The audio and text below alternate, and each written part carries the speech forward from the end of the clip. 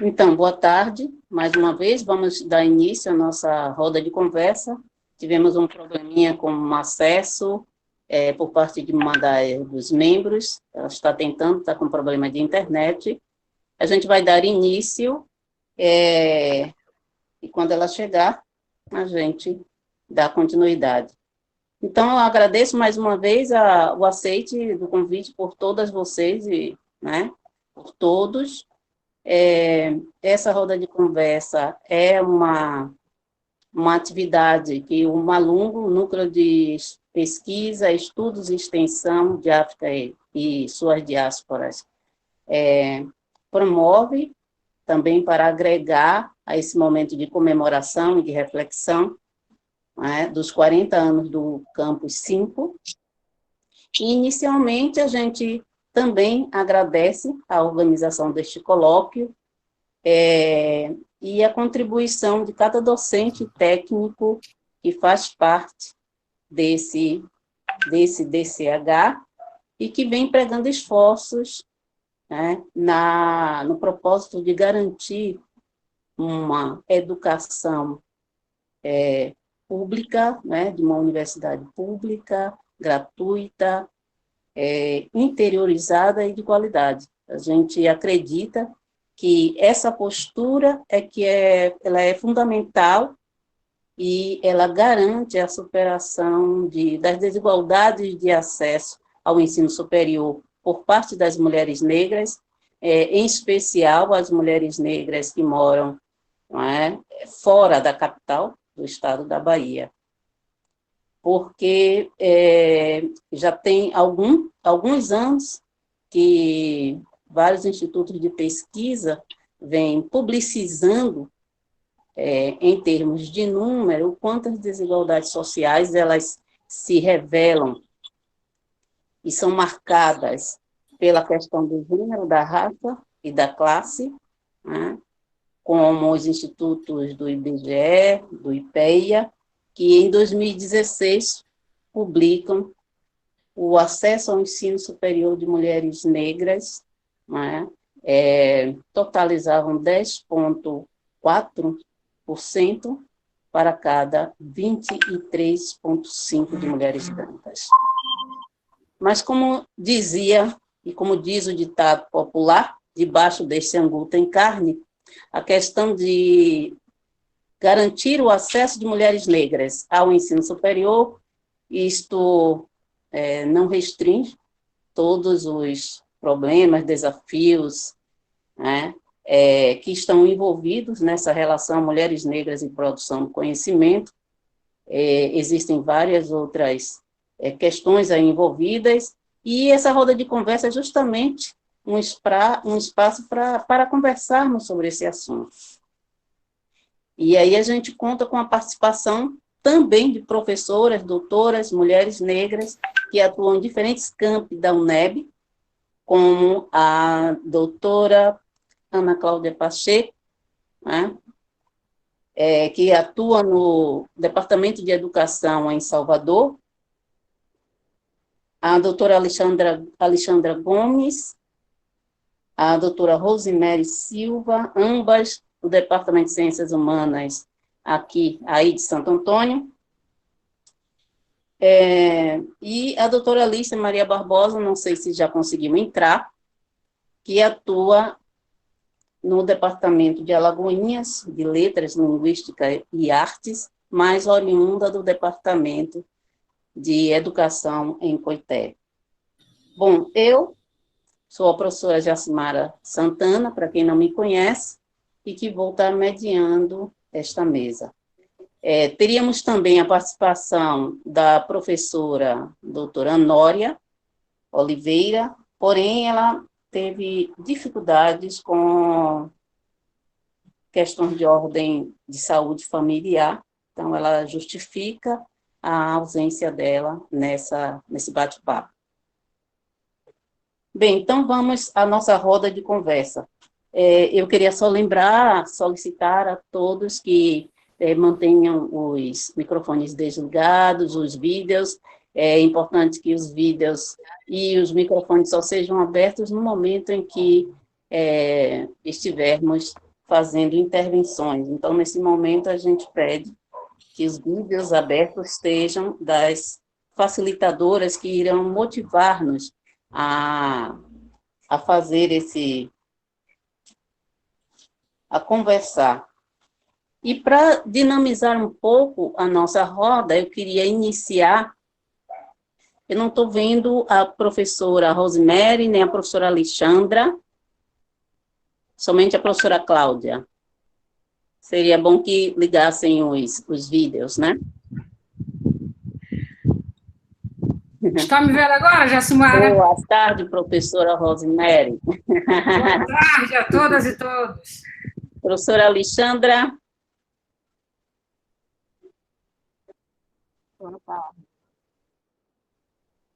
Alô? Olá, professora Alexandra. Alô? Eu estou aqui. Eu estou aqui. Sim, é bom por Mas você. está vendo o vídeo? Sim, sim, muito bem. Ah, ok. Então, para iniciar, eu convidaria as nossas facilitadoras que comentassem um pouco sobre as motivações, os desafios e os caminhos, né, seguidos nessa trajetória particular de vocês, no acesso à educação, e um pouco comentar o que vocês avaliam em relação ao acesso das mulheres negras ao ensino superior em relação a outros segmentos, né? O que comentários vocês podem apresentar em relação a isso? Todas escutaram? Sim. Ok. Sim. Quem começa? Professor. Quem começa, professor Jacimara? Quem Eu posso deseja? começar. Ok. Bom, boa tarde a todas e todos. Primeiro, um prazer enorme atender ao convite da professora Jacimara. Neste momento tão difícil, eu gostaria de me solidarizar com todas as vítimas, né, da Covid-19, com todas as pessoas, infelizmente, que partiram dessa vida, mas que nos deixam a responsabilidade de fazer um mundo melhor. Gostaria também de fazer menção à passagem dos 40 anos do Campus 5, dizer que o Campus 5, né, começa como Faculdade de Formação de Professores em Santo Antônio de Jesus, antes, efetivamente, de virar o Campus 5 da Universidade do Estado da Bahia. Agradeço também a direção do departamento, do DCH Campus 5, a pessoa do professor doutor João Evangelista do Nascimento Neto e toda a sua equipe, a equipe da Ascom, que trabalhou para que esse evento pudesse ser realizado. Agradeço aos participantes, né, as minhas colegas que estão aqui compondo essa roda de conversa comigo, aos monitores, né, que são absolutamente necessários para que essas salas funcionem, e, claro, aos meus queridos alunos, às minhas queridas alunas, minhas alunas que tanto participam e que tanto me apoiam em todos os projetos que desenvolvo no Campus 5. Então, é com muita satisfação que eu falo para vocês. Eu sou absolutamente de vocês. Sou exclusiva da UNEB para trabalhar para vocês em todos os sentidos e me sinto muito feliz com isso. A professora Jacimara coloca algumas questões para nós, e a primeira questão é exatamente falar dos nossos desafios, enfim, das nossas motivações, com relação à docência, à profissão que temos e à representação das mulheres negras dentro da academia. Bom, os desafios são enormes, os desafios são muitos, os desafios são vários, mas eu devo dizer que eu sempre quis ser professora. O dia que eu decidi que faria vestibular, a minha família estava esperando que eu fizesse vestibular para duas coisas, ou odontologia ou direito. Eu enganei todo mundo e fui fazer letras. E fui fazer letras com a convicção de que eu queria ser professora. a minha convicção em ser professora, ela extrapola qualquer ganho financeiro. Eu sou professora porque eu escolhi ser professora e é uma escolha de alma. Eu não saberia vir para esta vida exercer um outro papel que não fosse o de professora. A minha trajetória intelectual, ela começa no ensino superior. Eu fui aluna da escola pública na educação básica, no ensino médio, aluna da universidade pública, cursei letras na Universidade Federal de Sergipe, depois eu fiz mestrado e doutorado na Universidade Federal da Bahia, e muito me orgulho de ter sido preparada para o ensino público. Quando eu recebo as minhas alunas do Prof. Letras, eu sei muito bem das dificuldades que essas alunas passam na educação básica, porque eu tenho a experiência de ter sido professora da educação básica. Os desafios de ser professora na academia, e sobretudo de ser professora negra na academia, são vários. A gente encontra dificuldade em cada passo que a gente dá. Mas uma coisa eu devo dizer, eu sou muito grata e feliz por todos os sims que eu recebi na minha trajetória intelectual. E é importante que nós recebamos sims, porque através desses sims é que nós podemos desenvolver a nossa trajetória profissional, a nossa trajetória intelectual. Eu me formo em letras português e inglês, faço um doutorado em literatura, teorias e críticas da literatura e da cultura, faço um mestrado em teorias e críticas da literatura e da cultura e um doutorado em estudos étnicos e africanos. Em 2011, eu faço o concurso da UNEB, em 2012, eu sou chamada para atuar no Campus 5. Eu sou da Baixada Fluminense, na cidade do Rio de Janeiro, mas eu venho para o Nordeste em 89, 90. Então, portanto, de lá para cá, eu resido na cidade de Aracaju, faço uma longa viagem até chegar à cidade de Santo Antônio de Jesus e encontrar os meus queridos alunos, as minhas queridas alunas. Bom, no Campus 5, eu atuo tanto na graduação, no curso de letras, língua portuguesa e literaturas, quanto no mestrado profissional em letras. Eu sempre estou atuando em duas frentes, atuando na frente daqueles alunos, daquelas alunas que estão chegando na universidade para se tornarem professores, e atuando também na frente daqueles alunos, daquelas alunas que retornam à universidade para uma melhor qualificação de seus estudos no mestrado profissional em letras. Então, tanto de um lado quanto do outro, as duas experiências são experiências enriquecedoras e que fazem com que, cada vez mais, a responsabilidade, não só a responsabilidade e o compromisso de um trabalho bem feito, mas a responsabilidade política de guiar esses alunos dentro da universidade, essas alunas dentro da universidade.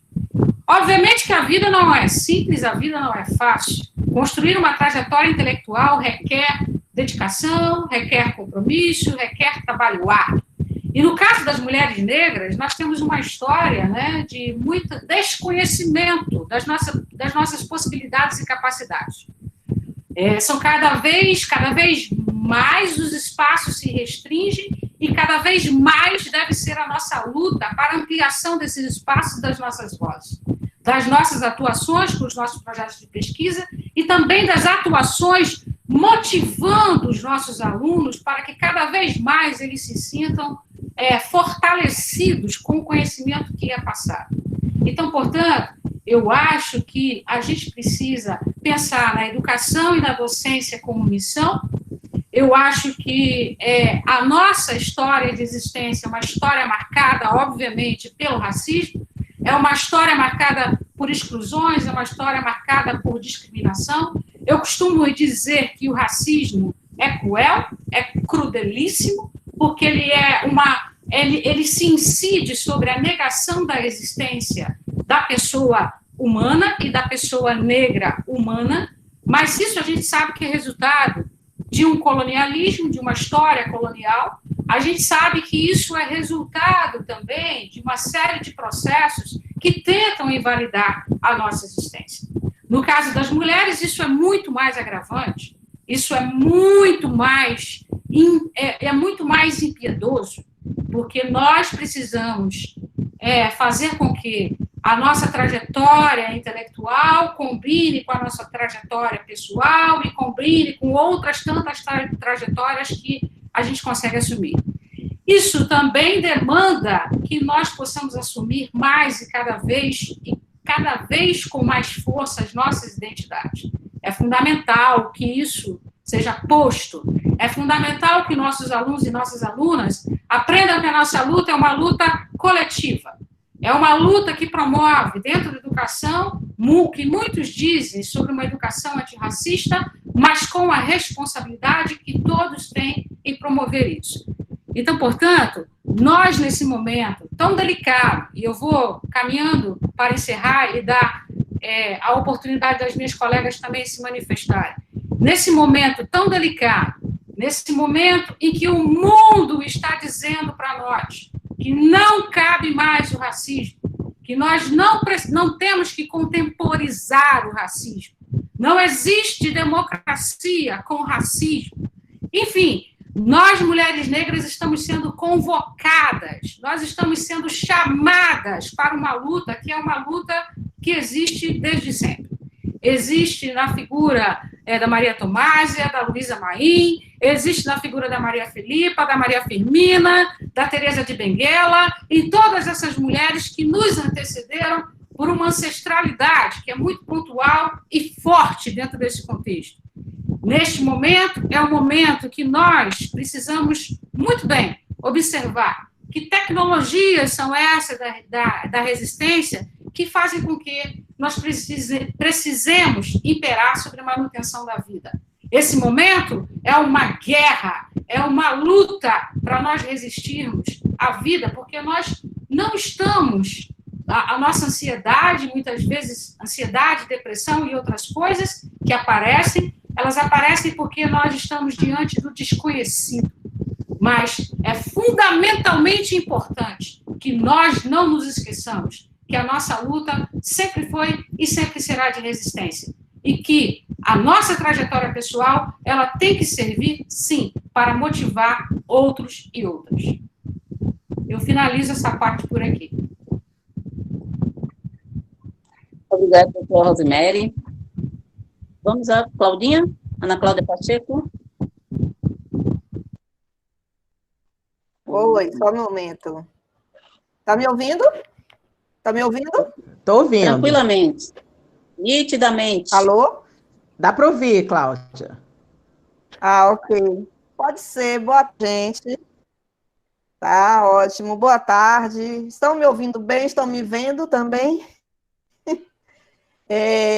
Eu queria muito agradecer à professora Jacimara Santana e todo o grupo de pesquisa, Malungo, por essa live, por esse momento, né, essa roda de conversa, parabenizando aí o Campus 5, né, pelos seus 40 anos de existência, e dizer também que é um prazer, né, participar dessa roda de conversa com essas colegas, com essas parceiras, né, algumas delas, como a professora Jacimara, a professora Lícia, eu já conheço há um bom tempo, né, então temos aí uma caminhada juntas, né, e participando de momentos também importantes, do ponto de vista da nossa trajetória acadêmica, profissional,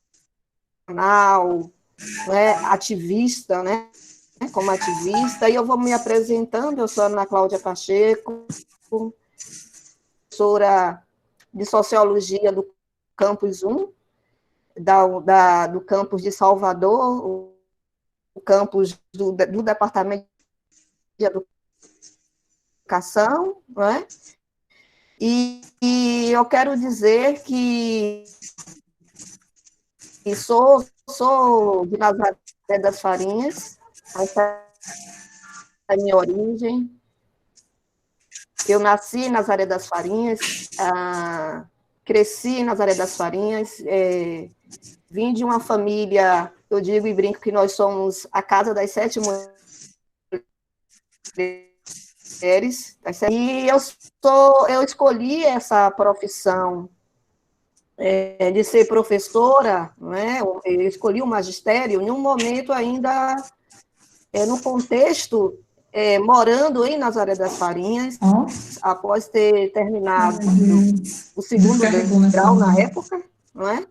E no contexto de Nazaré, naquela época, na década de 80, as alternativas que existiam naquele momento eram poucas, né? E uma delas era o fato de você escolher ou você fazer magistério, né? Ou você fazer um curso técnico de contabilidade, né? E aí o magistério quase que passava a ser um curso obrigatória para nós. Mas eu tive a felicidade de fazer magistério em Nazaré, né? E foi o magistério que me deu essa base, né? A base que eu tenho hoje de ser uma professora, de ser uma educadora, e de amar o que eu faço. Eu gosto muito de ser professora. Na minha adolescência, quando eu fiz o magistério, eu não tinha tanta consciência, né? Não tinha essa percepção dessa minha escolha, né? Por essa profissão. Mas também nas mulheres, pelo menos uma mulher da minha casa, que é a minha irmã mais velha, Tânia Pacheco, que é professora de educação básica até hoje, que há 30 anos atrás, há mais de 30 anos atrás, ela foi minha professora. E pense que ela foi uma professora altamente rígida comigo. Eu disse, meu Deus, como é que vai ser agora? Minha irmã vai ser professora, né? Pensava eu. E ela era uma referência para mim de profissional, né? Porque sempre foi uma mulher negra, competente e muito focada, né? Exigente, né? E era uma ótima professora também. E era humana, né? E eu posso me dizer, né, com toda, sem medo, que as minhas primeiras referências, portanto, dessa positividade, dessa potencialidade de ser uma mulher negra, essas primeiras referências surgiram em minha casa, né? A minha avó, que era uma mulher que não teve estudos na época, uma mulher originária da área rural, da roça, como a gente dizia, né? Portanto, não teve oportunidade de estudar, mas entendi que era importante a nossa formação, né? E o meu pai, que foi um homem negro também com uma maioria pobre, muito pobre, e que através da educação, né? Através dos estudos e do trabalho, ele conseguiu experimentar uma certa mobilidade, né? Através do funcionalismo público. Ele fez concurso, ele era funcionário público dos Correios. Então, eu tive referências, além das minhas irmãs, todas mais velhas do que eu, porque eu sou a última, eu sou o que minha avó dizia, o resto de safra, né? Sou a última filha, a caçula, e eu consegui ter essas referências ali, e que muito resistentes e muito determinadas naquilo que elas queriam. E eu, evidentemente, usufruí muito dessas influências e dessa proteção toda, desse investimento. Porque foi um investimento que elas fizeram em mim. Quando eu saí de Nazaré, eu vim para Salvador, como boa parte das famílias, né, daquela época, né, que faziam esforços muito grandes para que seus filhos, suas filhas, pudessem estudar. Então, eu vim para Salvador para fazer cursinho pré-vestibular, porque era tudo muito diferente para mim. A cidade foi um choque para mim. Eu era a menina do interior, né, a menina do Recôncavo, a menina de Nazaré das Farinhas, e quando cheguei aqui em Salvador, foi um verdadeiro susto para mim, né, como se realmente eu tivesse adentrado com outras pessoas, né, negras, em contato com pessoas que, naquela época, tinham uma perspectiva política, de mudar mesmo o mundo, não é? E aí, através das teorias, através do conhecimento, através da convivência, eu conheci, né, me tornei uma sujeita política, consciente do meu papel na sociedade, como professora e como ativista, como mulher, como negra, como cientista social, como professora, não é? Naquele momento em que eu ingressei na universidade, né, em que eu pude ver os meus pares, ver colegas meus, colegas negros e negras me levarem para o caminho mesmo do ativismo, né? E foi a partir desse momento que eu comecei a construir, a perceber que o conhecimento, de fato, era um conhecimento comprometido, né, com o ponto de vista daqueles que eram subalternizados, né? E eu era, e ainda sou, né, mas era bem mais essa subalternizada, né? E foi a partir desse momento que eu comecei a construir, né, as pontes das teorias com as minhas vivências e com as vivências, né, de um grupo, né, de uma população que eu não sabia que eu era, eu não nasci sabendo que eu era negra, vivenciei o racismo em Nazaré das Farinhas, porque você ser negra numa cidade como Salvador faz muita diferença. Você se vê muito, você tem uma outra narrativa, e você se construir negra numa cidade que se pensava morena, da cidade de Nazaré das Farinhas, é o hino que enaltece a morenidade, a mestiçagem, e isso para a construção da minha identidade foi muito difícil, né? Eu não me via como negra, mas vivenciava, sim, o racismo, né? De morar em um bairro popular, né? De classe média baixa popular, né? E de estranhar determinados comportamentos referentes à minha pessoa, né? E referentes também a outras mulheres, meninas negras, que, iguais a mim, também conviviam naquele contexto, né? Então, assim, a universidade, ela foi um espaço extremamente importante, porque foi a partir dela que eu comecei a construir mesmo a ponte entre produzir um conhecimento e um conhecimento pautado numa teoria, aquilo que a Patrícia Hill Collins fala, não é? A teoria do ponto de vista de você se perceber produzindo conhecimento, mas produzindo conhecimento não só para você mesma, mas produzindo conhecimento para a sua população, né, para a sua classe, para a sua raça, para o gênero, né? Não é à toa que eu comecei, não é, na universidade, enquanto estudante de ciências sociais, estudando as discussões de gênero, né, estudando mulheres, porque o meu ativismo eu já estava atuando em grupo de mulheres, não é?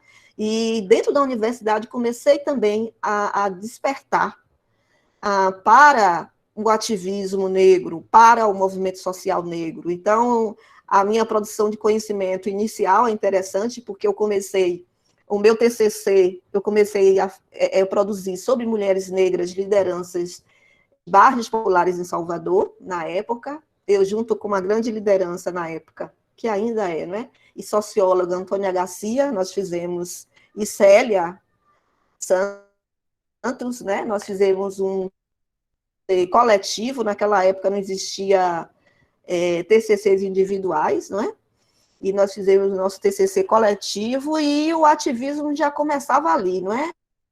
A reflexão em torno do movimento de mulheres negras da periferia, a reflexão em torno do movimento de mulheres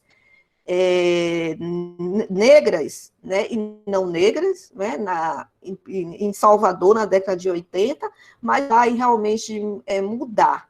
A minha autopercepção de mundo vai ser o movimento negro, o movimento de mulheres negras. E eu estava dentro da academia. E aí começa a fazer uma reflexão muito crítica, né, sobre não só aquilo que nós estávamos produzindo nas ciências sociais da década de 80, então ainda havia uma hegemonia, uma predominância de temas relacionados muito com a perspectiva da teoria ainda marxista, né? E foi o marxismo que deu a base para eu pensar o conhecimento como algo transformador na minha vida, né? Isso eu não descarto de jeito nenhum, mas foi, de fato, o movimento de mulheres negras, né? E o movimento negro que, eu digo sempre, minha entrada na década de 90 no MNU, né? No Movimento Negro Unificado, e no grupo de mulheres, né? Que era o IGM, isso mudou completamente a minha maneira de me ver, e de perceber o mundo, e de produzir conhecimento, e do meu lugar mesmo, né? Do meu lugar, né? Foi uma verdadeira ruptura, porque eu me transformei numa sujeita política múltipla, nesse sentido, né? De não pertencer apenas, não só militar no movimento estudantil, ou no partido de esquerda, né, na época o PT, mas também de ser uma sujeita política do movimento de mulheres negras, do movimento negro, e aí, a partir daí, tudo que veio depois, produzir conhecimento, na minha maneira de me colocar no mundo, veio no rastro desses ativismos, né? Então, não dá para descolar a nossa perspectiva de pesquisa, o meu campo de pesquisa, que até hoje eu persigo esse mesmo campo, que é justamente o campo de estudo sobre mulheres negras, né? Sobre mulheres negras ativistas, sobre mulheres negras de afetividade, sobre mulheres negras e solidão, né, sobre mulheres negras no espaço do poder institucional, né, sobre trajetórias de lideranças negras em bairros populares. Então, toda essa produção científica, né, de livros, artigos, né, individuais e coletivos, porque uma produção nossa nunca é uma produção apenas individual. A gente não produz conhecimento sozinha, não é? Embora a gente, no momento, aquilo que a Bell Hooks fala, que muitas de nós, profissionais, educadoras negras, intelectuais negras, nós temos muita dificuldade em produzir um conhecimento dentro dos padrões que os homens brancos e mulheres brancas, não é? Produzem conhecimento, né, sobretudo aqueles e aquelas que tiveram acesso, né, a recursos, a bens materiais, a bens simbólicos, né, que nós não tivemos, né, nós fomos acessar esses bens depois de uma trajetória de investimento. Então, eu sou resultado de todas as minhas irmãs negras que investiram em mim. Eu sou resultado de todo um investimento que minha avó investiu em mim, né? Eu sou resultado também de investimento que meu pai, negro, investiu em mim, porque valorizou a educação, sabia que a gente, através da educação, que nós podíamos superar, né? Superar algumas desigualdades, né? Alguns obstáculos na vida. Né? Então, a minha trajetória na graduação, depois no mestrado em sociologia, discutindo gênero e trabalho feminino na indústria, e depois no doutorado, eu digo que o doutorado foi, de fato, o meu grande voo do ponto de vista da pesquisa e do meu pertencimento no mundo, né? Chegar numa maturidade intelectual, mas uma maturidade intelectual corpórea, uma maturidade intelectual de resistência política, porque a gente vivencia o racismo o tempo todo, mas, às vezes, a forma como você lidar com isso, como você reagir a isso, é preciso a gente se fortalecer coletivamente, para a gente, inclusive, às vezes, dizer mesmo, diretamente, né, para o seu agressor, para aquele que está te ofendendo, quem é você, né? O que nós somos. E nem sempre isso é construído de uma forma tranquila. Às vezes somos educadas para nos silenciar, não é? Ou para não responder a uma determinada prática, determinada experiência do racismo e até mesmo do machismo, do sexismo, né, e todos os outros ismos que nos acometem. Então, eu aprendi muito. E no doutorado, para mim, foi uma experiência difícil, mas também foi uma experiência em que eu dei um salto nesse sentido mesmo, de ir para uma universidade como a Unicamp, onde eu me sentia fora do mundo, né? Não parecia que eu estava, mesmo sendo em São Paulo, mesmo sendo em Campinas, não parecia que eu estava num outro mundo, né? Um mundo que de a maioria branca, não é uma maioria branca, de classe média, média alta, né? De filhos, inclusive, de fazendeiros, né? Claudinha, que de alguma maneira compartilhavam lá do mesmo espaço da sala, né? Mas que tinha todo o seio econômico, simbólico, né? Para dizer, olha, no final de semana eu vou aprender, vou treinar o meu alemão, vou treinar o meu inglês, vou pegar o avião e vou lá na Alemanha, vou lá em Berlim, vou nos Estados Unidos treinar o meu inglês. E eu ficava ali horas e horas, porque tinha que ler as páginas, os textos em inglês, o texto em francês. Ora, eu não tinha esse capital, falar línguas, né? Então, o sacrifício é muito grande, não é? E há toda uma tensão. Agora, eu não cheguei lá sozinha, eu cheguei com grandes... Porque a gente também... Eu tenho várias irmãs hoje, além das minhas irmãs biológicas, eu...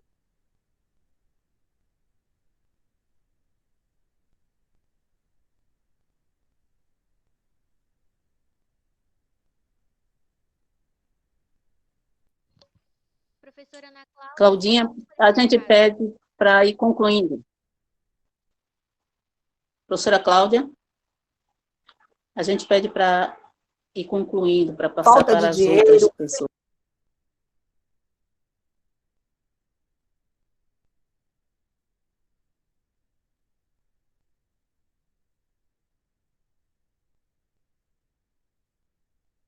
Colocou no nosso caminho. Eu vou parar por aqui e eu queria muito agradecer a esse momento, porque é o primeiro momento assim que eu estou me vendo e falando sobre a minha trajetória.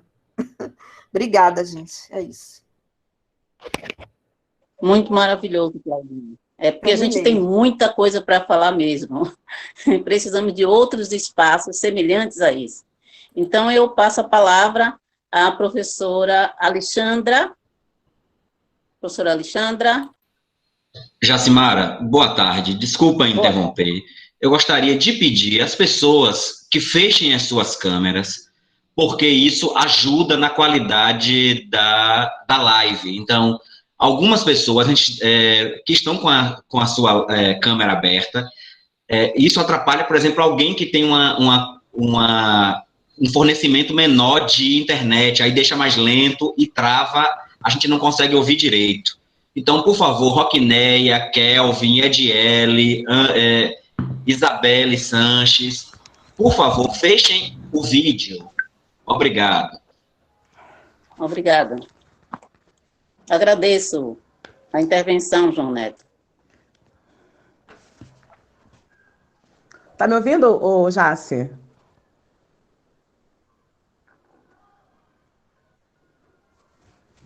Estamos escutando, Alexandra, por favor. Ah, tá bom. Então, gente, boa tarde a todas as pessoas aqui presentes. Agradecimentos, né, que eu acho que a gente tem que fazer. Assim, em primeiro lugar, agradecer a Jace pelo convite, pela proposta da mesa, né, como mais uma atividade do grupo de pesquisa e de trabalho, né, que ela coordena, que é o Malungo. Então, muito obrigada pelo convite, pela oportunidade de estar conversando sobre as nossas histórias, né, sobre a nossa biografia. Eu confesso que as pessoas no meu colegiado sabem disso, com essa... Como é que eu posso dizer? Com esse isolamento social, eu estou muito arisca, se eu posso dizer assim. Acho que até com você também eu falei assim, eu falei, oh meu Deus, já você vai me xingar toda. Mas assim, não é nada pessoal, é uma questão do tempo, da história que a gente está vivendo, então eu tô arisca demais. Mas eu aceitei porque eu acredito na proposta da mesa e porque é muito legal também. Eu sempre acreditei que a escrita de si, ou aquilo que a gente pode chamar de ego-história, ou de uma autoetnografia, que não é do nada ou para o nada, mas falar de si, ou a escrita de si, dentro de um contexto político, histórico, antropológico, pedagógico, no nosso caso maior, é extremamente importante, né? Não é falar por falar, é falar de si, mas com objetivos mais profundos, né? De reflexão. Agradecer também a João, né, nosso diretor, super querido, assim, eu acho mó barato ver que todo mundo no campus gosta de João, né? Que é um cara super trabalhador, organiza tudo. Eu falei, meu Deus, como é que o João consegue fazer tanta coisa? De onde ele tira energia? Energia, deve ser do CrossFit que ele faz. Enfim, queria agradecer também, obviamente, em nome dos meus colegas do colegiado de inglês, do Campus 5, né, que a gente está sempre fazendo coisas, aos meus alunos, né, que estão presentes aqui, eu já vi que tem alguns aqui, sim, que estão participando dessa nossa sala de bate-papo, aos colegas que eu convidei, né, para estar por aqui também, participando com a gente. Bom, falar sobre a minha trajetória, né, intelectual, acadêmica, enquanto mulher negra na universidade. Não é fácil. Até mesmo porque eu lembrei, quando você falou, eu me lembrei de um episódio, alguns anos atrás, em que eu tive que escrever um memorial, e eu escrevi um memorial tão lindo, para mim, né, ele era lindo, lindo, que vinha desde o jardim de infância até tal período. E ele não foi aceito, esse memorial que eu escrevi. E eu fiquei magoadíssima, porque eu falei, gente, o que é isso? Como é que eu não posso? A minha vida não começou aqui, começou há muitos, né, anos atrás. Aí eu falei, não, acho que pode ser uma oportunidade de estar com o Jace, com as colegas na mesa, conversando sobre isso.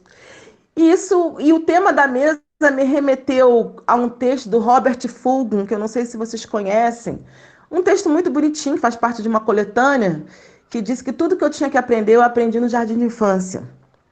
E a minha história educacional, ela remonta ao meu jardim de infância, né? Eu estudei numa escola branca, de elite, da minha cidade, São Gonçalo, eu sou do Rio de Janeiro. Embora São Gonçalo seja uma cidade periférica da região metropolitana, mas enfim, né, mesmo dentro da periferia você tem as elites locais. E eu estudava numa escola dessa de elite, os filhos dos médicos da cidade, do bairro, filho de arquiteto, filho de engenheiro, filho de dona de fábrica de calça jeans famosa na época, lá nos anos 70, enfim. E a minha mãe conseguiu uma bolsa de estudo integral para eu estudar nessa escola, que era a melhor escola, ela conseguiu. Desde o jardim de infância, eu estudei lá nessa escola, que se chama Instituto Dinâmico de Ensino Moderno, IDEM, ou Pimentinho, o jardim de infância era chamado de Pimentinho, eu estudei lá do jardim de infância até a 8ª série, por exemplo. E na pergunta provocada por Jacimara, ela fala de quais são as nossas motivações, né? E eu fiquei pensando, que tipo de motivação eu tinha, por exemplo, no primeiro grau, no segundo grau e no terceiro grau, né? E agora como professora. E eu fiquei pensando, esquematizando para ver o que eu poderia falar.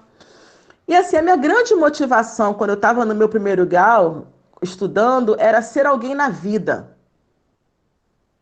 Ser alguém na vida. Essa era a ideia, porque era isso que eu ouvia dentro de casa, da minha mãe, que eu fui criada em um determinado momento da minha vida pela minha mãe, com as minhas primas, e depois eu, minha mãe e meu irmão. Então, a grande motivação minha no meu primeiro grau era estude para você ser alguém na vida. Eu não entendia isso muito bem na época, mas eu entendia que ser alguém na vida era uma coisa importante, então eu queria ser alguém na vida. E eu vivia estudando. E tinha um ditado que minha mãe falava muito quando eu era pequena, que era assim, quem se mistura com porco, farelo come. E eu ficava, o que isso quer dizer? Mas eu sabia que era uma advertência, né?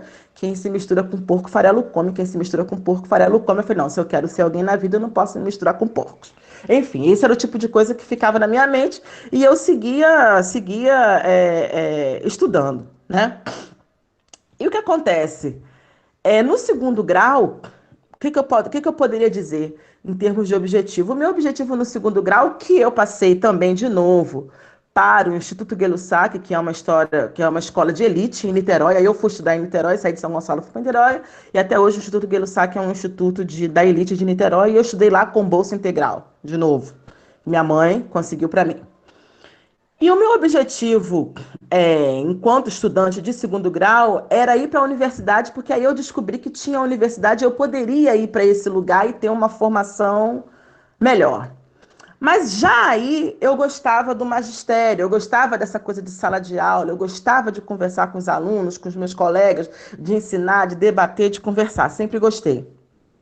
E aí eu tive, obviamente, aqueles professores por quem a gente sempre se encanta no segundo grau, e em especial no pré-vestibular. Assim, eu tive vários professores que me encantaram ao longo da minha trajetória. Então, no meu primeiro grau, eu tive tia Corina, por exemplo, que era a dona da escola, era professora de matemática, e era uma pessoa que me encantava, porque ela era muito inteligente, muito isso, muito aquilo.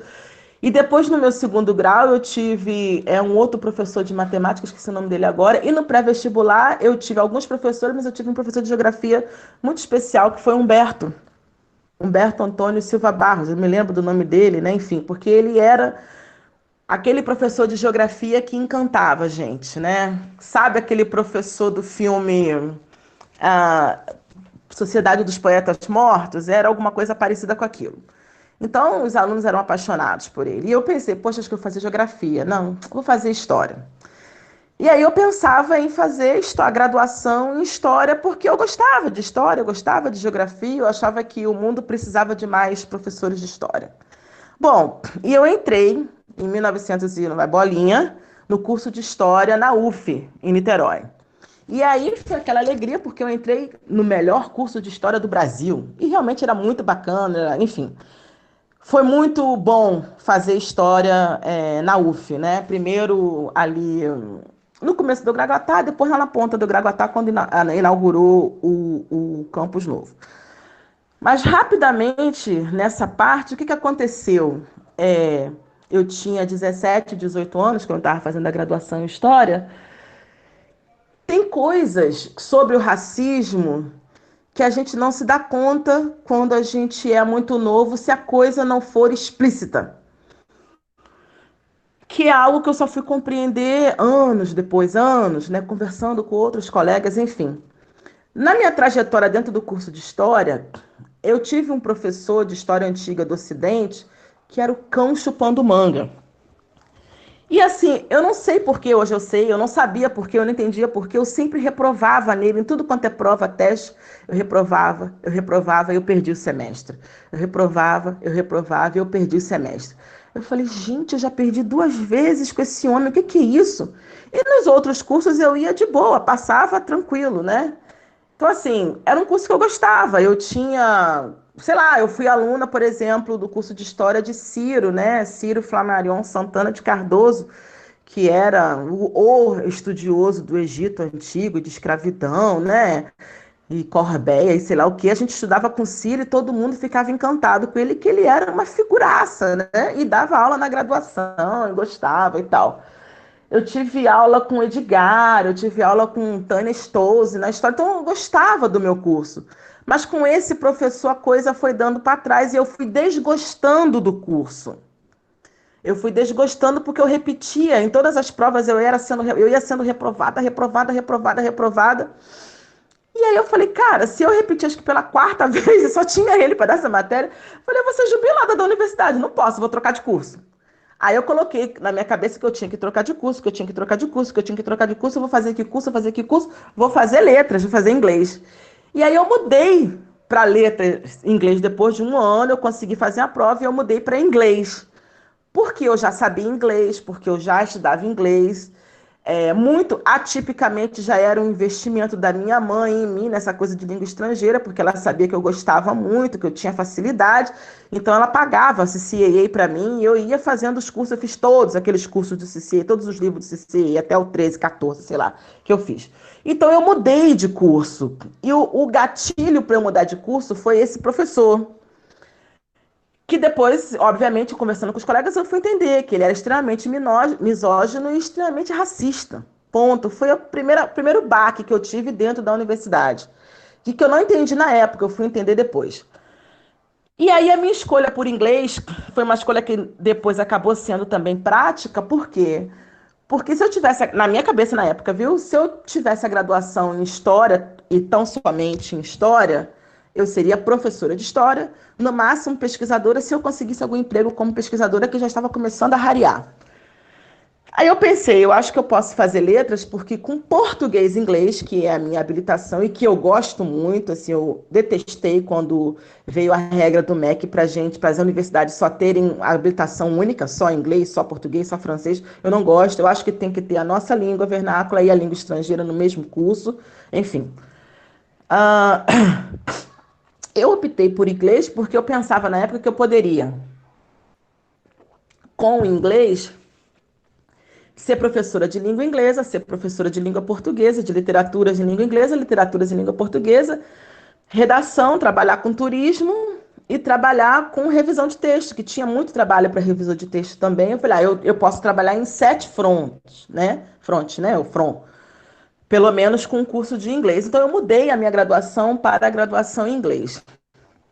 E depois que eu fiz isso, essa mudança, o que aconteceu? Eu segui a minha trajetória dentro da universidade e eu fui com calma, fazia as matérias, tudo quanto é optativa, eletiva, na medicina, na homeopatia, eu ia fazendo porque eu vivia a universidade em tempo integral, né? Então, eu não tinha pressa de terminar, né? Chega uma hora que você enche o saco e quer terminar, mas enfim. Este período de fazer a graduação foi o período a graduação em letras foi o período em que eu comecei a viver as questões da negritude dentro da universidade. E até então não era nada muito específico ou setorizado como assim essa questão da mulher negra. Era uma questão do negro dentro da universidade, eram os nossos debates até então. E aí eu penso, né? E que já falou assim, quais são os desafios, né, nessa trajetória? Eu acho que o único desafio que eu tive e tenho é continuar. O desafio para mim é continuar. Se vire. Eu ouvia muito de uma prima minha quando eu era pequena, uma frase que dizia assim, se vira, você não é caixote. Eu ouvi muito isso, se vire, você não é caixote. Quando eu gritava com ela e falava, vai, pega meu Nescau ali no armário que eu quero tomar meu Nescau. Pega o meu leite, que eu quero tomar meu leite. Ela, se vira, você não é caixote, bota a cadeira e vai. Então eu tive muito isso comigo, assim, se vire, quer dizer, dá seu jeito, né? Seu jeito, se vire. E o desafio para mim é sempre continuar, porque não é fácil você estar no caminho, mas o fato de você continuar, eu acho que é uma coisa muito importante. Porque ficar parado é algo que me levaria para algum lugar que eu já conhecia. Porque tinha um monte de gente parada na minha família, dentro de casa, não tinha relação aos estudos, entendeu? Então, ficar parado seria ficar naquele lugar. E, não obstante, eu fui a primeira pessoa, né, uma história que se repete até hoje com as minhas alunas de Santo Antônio de Jesus, de ser a primeira pessoa de toda a família a tirar o 2º grau e depois a tirar o grau universitário, por exemplo, né? Então, não caminhar seria ficar na pobreza, né? E ficar com a fome, com a falta de tudo, né? E a falta de tudo imobiliza a gente, né? Não deixa a gente andar muito, né? Bom, eu acho que assim, quando já se falou da questão dos caminhos, o meu caminho no primário foi ser sempre a melhor da escola. Então, eu simplesmente era a melhor aluna da escola, assim, você pegar meu histórico, minhas cadernetas, tava lá 10, 9, 10, 9, 10, 9, sem nenhuma nota vermelha na caderneta. E isso era uma coisa que simplesmente acontecia, né? E eu não tinha tanta cobrança na minha casa da minha mãe, porque eu simplesmente fazia o que eu tinha que fazer, então não tinha cobrança. Porque eu fazia e eu achava que eu não tinha outra coisa para fazer, eu tinha que estudar, tinha que passar e acabou. Era isso que eu tinha que fazer. Então eu vivia na escola, vivia lendo, vivia na biblioteca, vivia pegando livro emprestado, porque eu sabia viver assim, né? Eu era aquele tipo de aluna que antigamente a gente tinha 4 semestres, no segundo eu já sabia que eu ia passar, no terceiro eu já tinha passado em todas as matérias, por exemplo. E esse tipo de coisa, muito gaiatamente, me dava a oportunidade de ensinar aos meus colegas todas as matérias, de quinta ou oitava série, era eu que ficava ensinando, ensinando, e era muito legal, porque eu sempre fui muito gulosa, então eu ia para casa deles, comia misto quente, comia chocolate, comia Coca-Cola, comia cachorro-quente, essas coisas, tudo que não tinha em casa, que só tinha no final de semana, e eu me acabava de comer na casa deles, e eu adorava isso. No tempo da graduação, eu acho que os caminhos foram sempre estudar, continuar estudando, continuar lendo, fazendo seminário, socializar com os colegas e buscar. Eu acho que essa foi uma coisa importante para mim que eu percebi que eu tinha que fazer, que era buscar todas as oportunidades que a universidade pública me dava, porque essa é a diferença para mim, a grande diferença da universidade pública com a universidade privada. Assim, eu já dei aula na universidade privada, dou aula já há anos na universidade pública, e a universidade privada é um lugar de dar aula. Pronto. O aluno vai para ter aulas, ponto. Não muita coisa acontece na universidade privada, né? Mas a universidade pública, como não tem um compromisso com o lucro, com o dinheiro e com o pagamento das mensalidades, né? A nossa missão está baseada no tripé de ensino, pesquisa e extensão. Então, nós não temos o compromisso com o lucro. O nosso compromisso é com a produção de conhecimento, é com o ensino, com tecnologia, né, com melhoras para a sociedade, é pensar em soluções para os problemas. É isso que esse é o nosso compromisso, né? E não que o aluno esteja em dia com a mensalidade. E aí, eu sempre busquei oportunidades de crescimento, de me meter em coisas dentro da universidade que apareciam até muito mais do que aparecem hoje, mas enfim, eu sempre buscava, por exemplo, bolsas de trabalho, de extensão.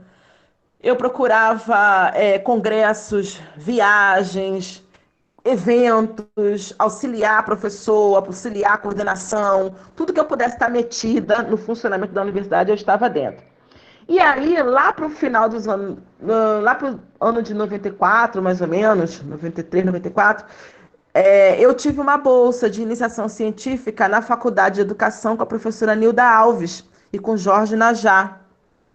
E essa fez uma grande diferença no meu caminho, essa bolsa e essa convivência na iniciação científica, né? Porque foi ali que eu experimentei pesquisa, ter dinheiro de bolsa, fazer relatório, escrever, ser autora, né? Ter autoria do seu projeto, do seu relatório, do seu texto.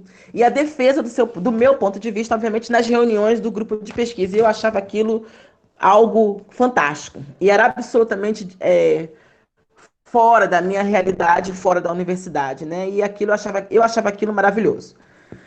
Bom, nesse mesmo tempo, eu já me agrupava, né, com os meus colegas alunos pretos brasileiros.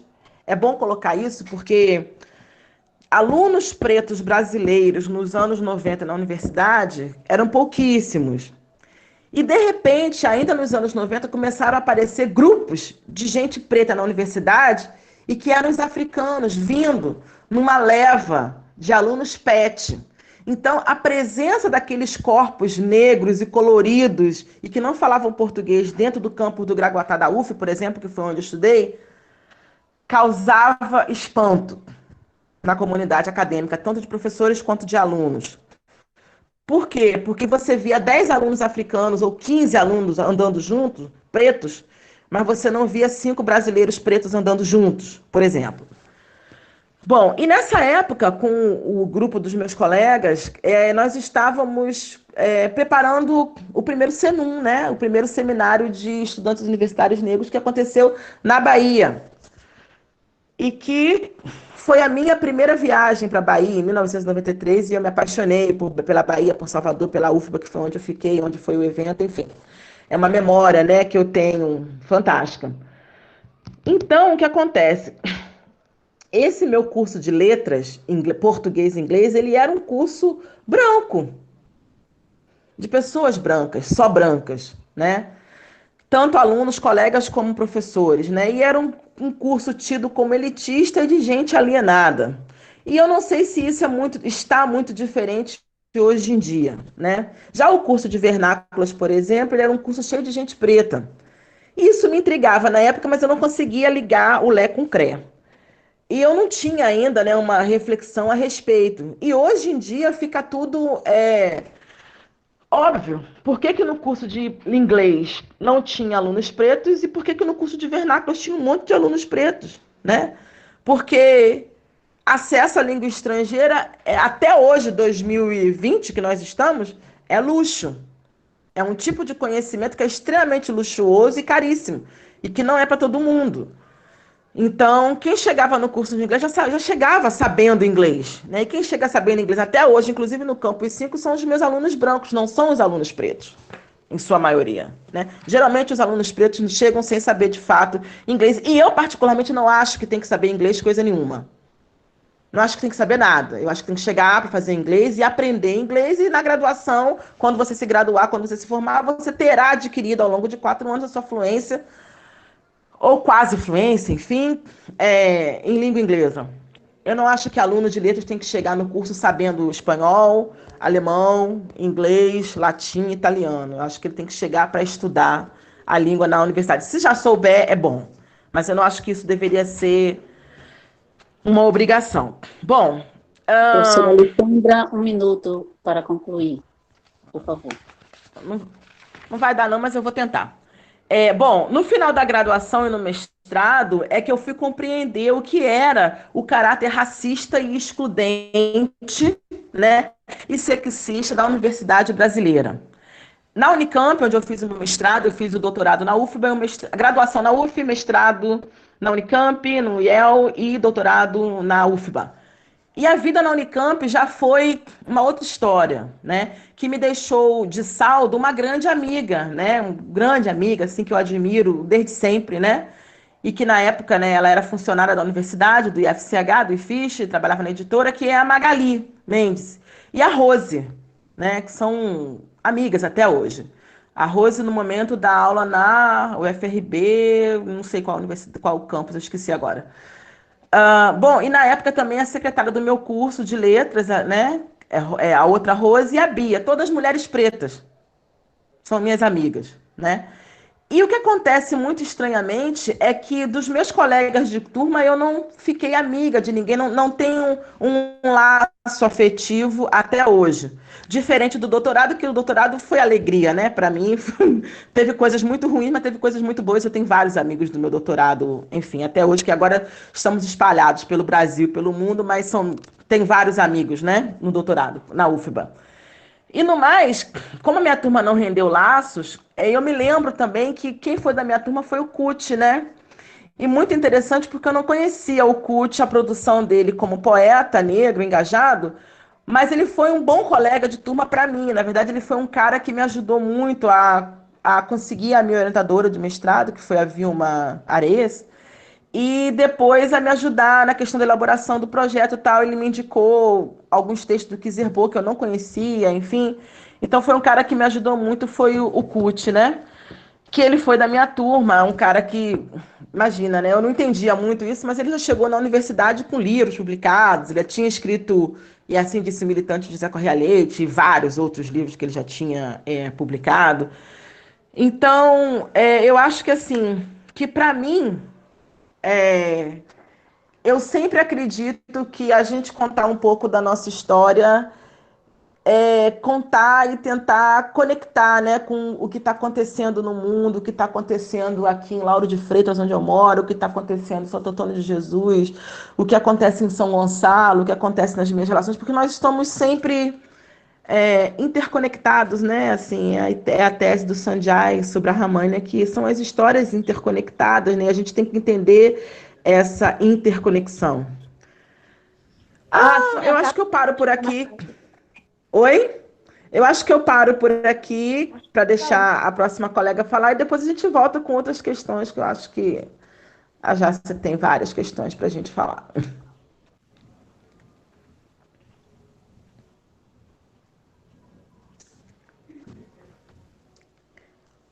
Obrigada, Ouviu, Alexandre. Jace? Obrigada. Vamos passar a fala para a professora Lícia Barbosa. Oi, me escutam? Ela aqui, Maria Clara. Nitidamente. Ah, que ótimo. Olá, colegas. Me enrolei um pouco aqui com a internet. Desculpe, Lícia, antes gostaria de avisar que a palavra-chave dessa nossa roda é direito para quem tem interesse de ter acesso aos certificados. E alguém que queira fazer perguntas já vai colocando no chat, já identifiquei 2. Por favor, Lícia. Pronto. Então, como eu cheguei e já tinha começado, a gente está explorando aquelas questões, primeira, segunda, ou é só a gente está em torno da primeira mesmo? Lícia, pelo questão do horário, e algumas também já se pronunciaram, não é? A gente pode fazer Certo, avançar nas 2 primeiras. Tá bom. Então, é isso, né? Agradecer, eu acho que não tem como já se a gente não agradecer esse convite a essa mesa potente, importante. Eu coaduno um pouco também dessa percepção de Alexandra, inicial, assim, eu estava muito reticente, em relação a lives, por tudo que a gente está vivendo, né? Particularmente, eu acho que como muita gente está vivendo problemas de saúde na família e tal, então, mas o que me fez aceitar é justamente esse tema, é a nossa vida, é um convite seu, né? Como Claudinha já falou, né? Eu acho que a gente vai estar se falando assim, como amigas, né? Jace, Cláudia, Ana Cláudia, Claudinha, né? Alexandra, eu sou contemporânea dela, eu acho que ela não sei se lembra, do programa de pós-graduação, do pós-afro, então eu já sacava a Alexandra de lá, e Rose, que eu acho que estou tendo o prazer de conhecê-la aqui nessa mesa. Então, lhe agradecer, cumprimentar as colegas, cumprimentar quem está participando, e dizer que é um motivo de conforto, é um motivo de alegria, de força, de poder, né, com certeza, está entre nós, né, mulheres negras, todas nós, ocupando espaços educacionais importantes. Então, isso foi uma motivação imensa para estar aqui, refletindo com vocês essas questões, a temática, né. Entretanto, eu acho que a gente ainda precisa demarcar, né, muito a nossa representatividade a partir da nossa multiplicidade, né, e que eu acho que essa roda, ela está cumprindo esse papel também, né, de apresentar, né, essas nossas trajetórias tão diversas, né, tão múltiplas, de sermos mulheres negras, né. Isso, essa multiplicidade, essa diversidade de ponto de vista entre nós foi algo que me chamou muito a atenção, né, nessa minha trajetória de pesquisa, a partir da teoria do ponto de vista, que eu tentei explorar isso muito na tese, né, vendo as meninas do hip hop, enquanto mulheres negras, mulheres de classe popular, mas umas que estavam na universidade, outras que não estavam. Então, essa temática da nossa diversidade de ponto de vista, da nossa multiplicidade enquanto mulheres negras, é algo que sempre me seduziu, me chamou muita atenção, justamente para a gente fazer frente, né, a essa ideia de que, algum tempo atrás, a mulher negra como um sujeito monolítico, né. Então, eu acho que é muito importante a gente estar atenta a essa variação, essa riqueza de expressão que somos nós, para, inclusive, a gente não atender a novas dinâmicas do racismo, né? Eu penso assim, a gente ter cuidado para a gente não cair em representatividades monolíticas, né? Então, eu queria abrir, fazendo um pouco essa reflexão e tentar, né? Tentar e ser breve nessa coisa da trajetória, das referências, enfim. Bom, eu nasci nos anos 70, eu venho de uma família negra, de classe popular, que habitava e que habita ainda hoje um bairro de periferia de Salvador, que é o bairro da São Martim, que ele faz ali fronteira com o bairro da Fazenda Grande do Retiro, né? Local esse onde meus pais moram até hoje, né? Então, isso para a gente pensar um pouco da mobilidade, embora estiveram, meu pai, por conta do trabalho, ele conseguiu, né? Ele tinha mobilidade para sair do bairro, mas ele não quis, ele preferiu ficar. Minha ancestralidade, né? Meu pai é do Recôncavo, de Sapé-Açu, minha mãe é do sul da Bahia, de Ilhéus. Meu pai era filho de um homem negro, músico, né? Então, pensar isso também, eu queria até explorar isso, mas não vai dar tempo de explorar essa ancestralidade do meu avô, um homem negro, músico, que se chamava Afro, era o nome do meu avô. E minha mãe, filha de pescador, do sul da Bahia, de Ilhéus. Enfim, então eu venho dessa família, né? Mas eu acho que tem eu estava pensando nessa trajetória em relação ao que é que me permitiu, né, que você dizia, chegar a ser quem eu sou hoje. E eu não posso deixar de fazer referência a um contexto aqui na Bahia, né, nos anos 80, o boom que foi a questão do polo petroquímico e também da Petrobras aqui na Bahia, né. Meu pai era um trabalhador da Petrobras, embora foi um trabalhador, né, aposentado há muitos anos, embora não com grau de escolaridade, né, estudou, acho que, enfim, um fundamental incompleto, mas conseguiu ter alguma ascensão, algum tipo de mobilidade na Petrobras. E foi justamente esse emprego na Petrobras que nos permitiu, portanto, eu não estudei em escola pública, né?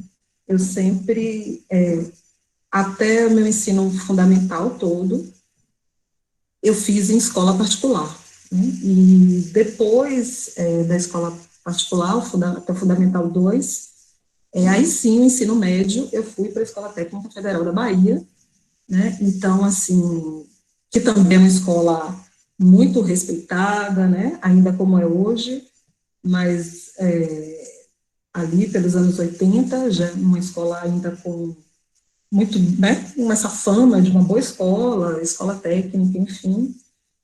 E depois da escola técnica eu vim para a universidade pública, né, para a UFBA e hoje na UNEB. Mas assim, o que a Alexandra, quando falava da coisa da motivação, eu também fiquei pensando um pouco sobre isso e eu posso dizer assim, que nessa trajetória eu queria chamar a atenção dos marcadores de raça, gênero e classe, como eles confluíram muito bem para eu me tornar quem eu sou, né? Então, do ponto de vista, eu acho que eu falei aí dessa questão do trabalho, né, do pertencimento à classe popular, mas no caso de nós negros, e eu acho que é importante a gente pensar isso, o que deu mobilidade, o que dá mobilidade a nós negros, né? Me lembrei até da tese de Ivo Santana, em que ele fala negros de colarinho branco, em que ele chama a atenção de como nós negros, dentro do mundo do trabalho, né, a nossa mobilidade se deu, em grande medida, e se dá ainda no setor público, né? Então, quando eu vejo a trajetória do meu pai, o que ele, a partir do trabalho na Petrobras, essa empresa de economia mista, né, mas estatal no país, o que é que isso nos possibilitou, né? E então, hoje, a dissolução da Petrobras, enfim, esse cenário que a gente está vivendo neoliberal e como ele impacta sobre toda a população, e nós, famílias negras, né, de classe popular, isso é fundamental. Outra coisa tem a ver com a questão de gênero, né? Então, pensando nessa coisa da motivação, uma coisa que sempre, embora, assim, eu fui muito favorecida desse ponto de vista, né? De uma família heteronormativa, um pai provedor, uma mãe que cuidava dos filhos. Então, assim, eu tive esse lugar essa base, digamos assim, né, para obter sucesso. Mas, evidentemente, que não é bem assim. Então, as questões de gênero, os conflitos familiares, né, a questão já, isso sempre me chamou muito a atenção, de ver a minha mãe naquele lugar, né, como dona de casa, e também pelo que ela dizia, né, sempre ela apontou muito essa coisa da liberdade, da autonomia, então, algo que sempre esteve na minha vida, na minha trajetória profissional e pessoal, foi essa coisa da autonomia, da liberdade, né, e isso, quando encontrado, então, com as questões de gênero, tomou uma proporção enorme, né. Então, por isso que às vezes eu digo que a questão de gênero, para mim, as questões raciais, elas veio, mas gênero, para mim, chegou muito forte. Não que a raça não tivesse, claro, ela estava ali subsumida, invisibilizada, muitas situações de racismo na escola, se for a gente pensar a passagem, né, pela educação infantil, o próprio ensino fundamental, escola de freira, escola particular, escola de classe média, enfim. Então, evidentemente, que o racismo estava ali gritando, né? Mas essa dimensão de gênero, e depois com o trabalho com mulheres, eu participei de um grupo de mulheres, já estou entrando na segunda questão, um grupo de mulheres na periferia de Salvador, chamado Coletivo de Mulheres do Calafate, uma instituição extremamente importante na luta, né, de enfrentamento à violência contra as mulheres no país, né, uma instituição que hoje tem 30 anos, e que eu tive a felicidade de participar dessa instituição na fundação dela, junto com a Marta Leiro, e foi uma coisa páreo a páreo, logo depois com a universidade, né, com a minha entrada no curso de Ciências Sociais na UFBA. Mas, assim, minha entrada para o curso de Ciências Sociais teve muito a ver com essa experiência que eu já tinha no ativismo, né, primeiro a partir dessa participação na igreja, dentro das comunidades eclesiais de base, em que a gente tinha uma orientação marxista importante, fortíssima, né, por dentro da religião, e foi a partir desse contato, dessa militância, primeiro na igreja e depois no grupo de mulheres, no trabalho de enfrentamento às mulheres no bairro, é que eu chego, depois isso se ampliou, né, eu comecei a participar de um grupo de mulheres, fiz parte de uma organização, um grupo de mulheres da periferia de Salvador, e isso era meio paralelo, quando eu entro na universidade, eu já vinha com esse lastro, né, e quando eu chego na universidade, então, é aí que a questão racial se desvela, sobretudo a partir do CEAFRO. Mas, antes de chegar no CEAFRO, e na universidade, no CEAFRO, eu queria dizer assim, então, como é que eu chego em quem eu sou hoje? Eu acho que, por conta obviamente, desse arranjo familiar, né, dessa relação com a militância, das questões de gênero já, mas na universidade, pensando inicialmente, a coisa do contato com a iniciação científica, né, foi muito importante para mim também, depois com a pós-graduação, porque foi quase um caminho, né, que desagou mesmo, e finalmente a docência no ensino superior, né. Bom, mas, então, assim, a escola e a universidade, para mim, foram fundamentais, né, e não é por acaso que a minha existência hoje, né, o lugar de existência que eu falo, para fazer uma referência a Denise Carrascosa aí nesse último congresso Yorubanto, foi a educação, né, e é a universidade onde eu estou hoje, portanto, então, se eu pudesse falar em termos epistemológicos, né, em algum momento a gente vai falar disso, está falando disso, né, de epistemologias negras, de etnométodos, né, eu destacaria minha experiência, então, a partir do Coletivo de Mulheres do Calafate, como eu já falei, nos anos 80, mais ou menos, e como eu já falei, hoje tem 30 anos já nessa luta. Depois, na universidade, o contexto da experiência de pesquisa, e aí iniciei, e depois a pós-graduação, mas ainda na graduação eu queria fazer referência à professora Mary Castro, que é uma feminista né, muito reconhecida, né, então a entrada na universidade, né, a partir dessa influência, eu fui aluna de Mary Castro, ela me introduziu esse feminismo acadêmico, mas evidentemente que eu já trazia esse feminismo popular, digamos aí, da minha militância, do meu ativismo com as mulheres na periferia de Salvador. E que foi lá também meu contato, com o movimento negro, né? Então, foi a partir do movimento de mulheres da periferia de Salvador. Mas, então aí, isso já pelos anos 90, né? Quando eu estava na universidade, quando já tinha acabado a graduação, eu entrei direto no mestrado. Quando eu estava no mestrado, Valdeci Nascimento, todo mundo conhece, imagino, né? Grande ativista do movimento de mulheres no Brasil, na Bahia, ela nos convidou para participar, já tinha contato com ela do movimento de mulheres, né? Portanto, nos convida para participar dessa organização, né? Que é o CEAFRO. E, de fato, o CEAFRO foi o divisor de águas na minha vida em relação a me constituir enquanto a mulher negra que sou hoje, né? Então, foi no CEAFRO, que é foi um programa de educação para enfrentamento ao racismo e sexismo na sociedade e na escola, né?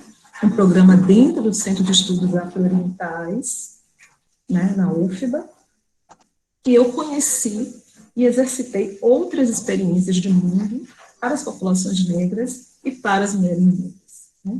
Foi nessa organização que nós tratávamos das nossas temáticas de raça, gênero, sexualidade de forma altamente subversiva, eu diria, né, dentro da universidade, né?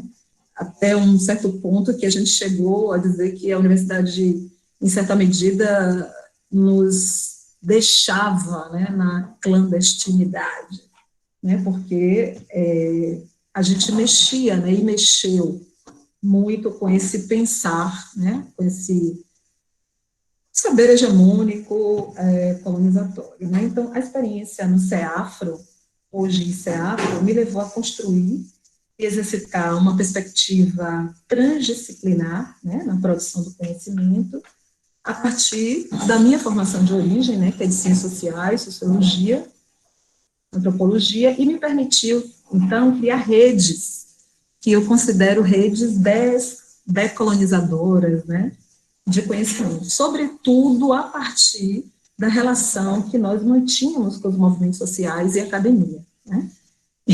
Em algum momento, a gente foi nomeado, o que é o CEAFRO, né? Alguém dizia, é o movimento social dentro da academia, né? Então, foi via CEAFRO, né, no contato, na vivência com as mulheres do CEAFRO, né, que até hoje são minhas referências, e que muitas delas, né, a gente continua a trabalhar juntas até hoje. E só para falar assim, para começar a constelação, né, eu não posso deixar de falar de uma parceira, de uma companheira, de uma amiga, enfim, de uma referência, que é Maria Nazaré Mota de Lima, né, essa que eu mantenho e nutro uma amizade, uma parceria, uma interlocução fundamental até hoje, né, há muito pouco tempo no programa de pós-graduação, no Crítica Cultural. Enfim, então, companheiros de vida, né? Maria Nazaré Mota de Lima, Marta Alencar, que hoje está na UFES, Isabelle Sanches, que é nossa colega de UNEB, que estava aqui também, Lindinalva Barbosa, a Benção, Vilma Reis, enfim, tantas outras, né? Céri Santos, Luísa Passos, muitas companheiras, Raimunda, Laura, muitas companheiras, Marta Rosa, que passaram pelo CEAFRO, né, Jacimara passou, enfim. Então, todas essas mulheres são as minhas referências, foram, que eu mantenho diálogos, né, sem deixar de tocar na Constelar Luísa Bairros, né, em que tive a honra de viver, né, junto um pouco, de partilhar, enfim. um pouco da vida, da experiência. Então, do ponto de vista das epistemologias negras na educação e na sociedade, minhas referências, eu acho, né, eu vou aqui chovendo molhado, mas é importante dizer, né, Lélia Gonzalez, Célia Carneiro, Jurema Werneck, Ana Célia da Silva, Petronília Beatriz, Nilma Lino Gomes, né, todas essas são intelectuais que contribuíram e contribuem muito para a gente pensar uma educação antirracista no Brasil, dentro e fora da academia, né. Então, hoje, na pós-graduação, no programa de crítica cultural, no Campus 2, em Alagoinhas, a tentativa é de continuidade desse exercício, né, da transdisciplinaridade. Então, eu cheguei a falar transdisciplinaridade, mas eu terminei não falando que o que fizemos juntas no CEAFRO eram pessoas de várias áreas, né, então, a gente tinha pessoas da área de letras, a gente tinha pessoas da área de pedagogia, a gente tinha pessoas da área de história, a gente tinha pessoas da área de sociologia, né? Então, assim, foram saberes, áreas, Silene está por aí, bom, Silene está por aqui, Silene também participou conosco dessa experiência, Silene Arcanja, que é professora do Campus 5 aí também, de Santo Antônio. Então, assim, foram muitas pessoas importantes, né, e que hoje estão em lugares diversos, né, Antônio Cosme, que está no Campus 1, né, enfim, CEAFRO foi realmente uma escola de vida muito importante, né, então, esse conhecimento, e foi lá que eu aprendi, né, a como trabalhar com a educação para as relações étnico-raciais, né, a partir desses pilares, dessas contribuições, dessas várias áreas de conhecimento. Então, hoje, na pós-graduação, no programa de crítica cultural em Alagoinhas, a tentativa é de continuidade desse exercício, né, desse exercício transdisciplinar, de exercitando esses etnométodos, porque, e aí Nazaré fez uma linda tese mostrando isso a partir da formação de professores, né, e foi um dos nossos carro-chefes do nosso trabalho no CEAFRO, como, né, mas que as feministas também, né, as norte-americanas, mas que a própria Lélia também já falou, como o nosso conhecimento é fruto da nossa experiência, né, então, da nossa experiência de vida, né, então é muito importante quando Claudinha, quando Alexandra, quando Rose, né, quando nós todas, quando você, já a gente começa a falar das nossas trajetórias, das nossas experiências, né, nossos etnométodos, nossas epistemologias negras, elas nascem disso, né, então, hoje na pós-graduação, mas a ideia é ir exercitando isso, né, a partir, exercitando essa transdisciplinaridade, no meu caso específico, no trabalho de orientação, nos grupos de pesquisa que faço parte, né, mas que isso também começou, e aí tenho que, né, fazer referência também ao meu campus de origem, que é Serrinha, e que desde o grupo de pesquisa lá em Serrinha, no Tecemos, na linha de pesquisa Identidade, Corporeidade e Cultura, que hoje a professora Isabelle está mais à frente, nós já vínhamos exercitando, né, essa tradição, essa herança CEAFRO de como atuar, né, em termos da educação. E hoje, no trabalho de orientação com estudantes das áreas mais diversas, né, pedagogia, letras, história, matemática, continuo, né, tentando exercitar, né, colocar em prática essas epistemologias negras, esses etnométodos. Né? É isso. Não sei se tentei sistematizar para ser mais direta, né, não gastar tanto tempo, mas não sei, posso me estender um pouco mais ou já estou caminhando para o fim, já assim. Lícia, 1 minuto para concluir, pode ser? É isso, fui quase no tempo, né? Então, é isso, eu queria falar que, como a Ana Cláudia chamou a atenção, acho que a Alexandra também, mas sobretudo Claudinha chamou muita atenção na fala dela, eu não chego aqui sozinha. Eu chego aqui por causa da minha família, por causa da minha ancestralidade, por causa do meu pai, por causa da minha mãe. Eu chego aqui por causa das mulheres do movimento social, né? Das mulheres do movimento de mulheres negras. Eu chego aqui por causa das minhas colegas, parceiras, amigas do CEAFRO, né? Então, eu não chego nessa trajetória, né, que para mim, né, poderia, enfim, dizer mais, entrar na universidade, fazer a graduação, ter experiência da pesquisa, depois já ir para a pós-graduação, né, depois estar como docente no ensino superior, isso é marcadamente por essas categorias, né, por essas dimensões de raça, de gênero, de classe, enfim. E que a gente, sozinha, a gente vai pouco, né? Consegue pouca coisa. Mas juntas a gente consegue muitas coisas. Obrigada. Obrigada, Alicia. Então, nós estamos já com a hora avançada, não é? Nossa roda de conversa, ela iria até 17h30, então a gente precisa concluir.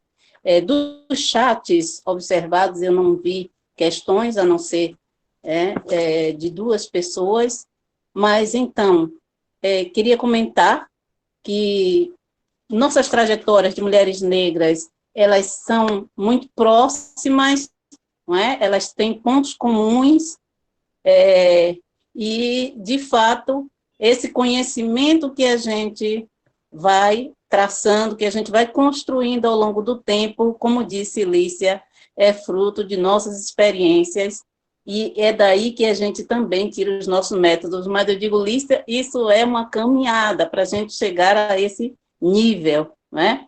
Lindo de ver,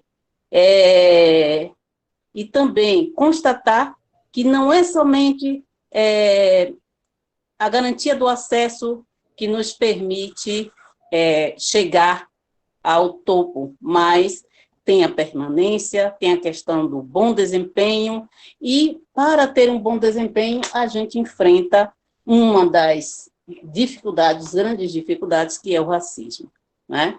Das questões apresentadas, uma delas é a de Rosana Novaes, mas ela é da pedagogia, não sei se ela está presente, mas ela não esclarece, ela diz só que tem segurança, mas não esclarece em que, e pede para saber como começar. Mas a de Rita de Cássia é mais nítida, ela é da pedagogia e solicita uma resposta, um comentário sobre as dificuldades que é de implementar um currículo contemplando a discussão étnico-racial nas escolas, né? Qual seria o papel das instituições públicas?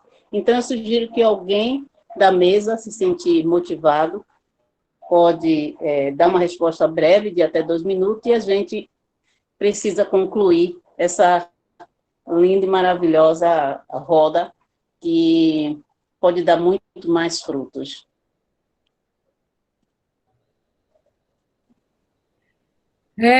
Jacimara, eu não entendi muito bem o que você disse. Alguém se candidata a responder e depois continua como?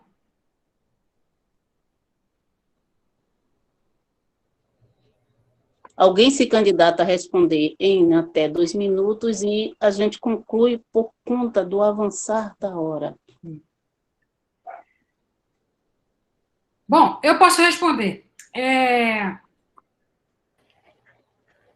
Uma das coisas que me fez migrar para o final da minha graduação e fazer a minha pós-graduação na Universidade Federal da Bahia foi por conta do currículo, né? Do currículo do curso, mestrado, e depois de um currículo do curso do doutorado.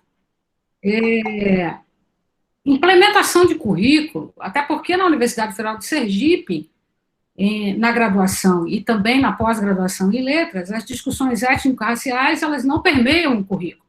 Então, isso me fez migrar daqui, de Aracaju, para Salvador, e estudar na Universidade Federal da Bahia. Depois me fez também optar por ensinar na Universidade do Estado da Bahia, uma vez que, tanto na graduação quanto na pós-graduação, eu posso discutir questões étnico-raciais. A implementação no currículo, nos currículos, né? Se a gente está falando da educação básica, ensino médio e superior, ela muito depende também do conhecimento que se tem para a discussão étnico-racial.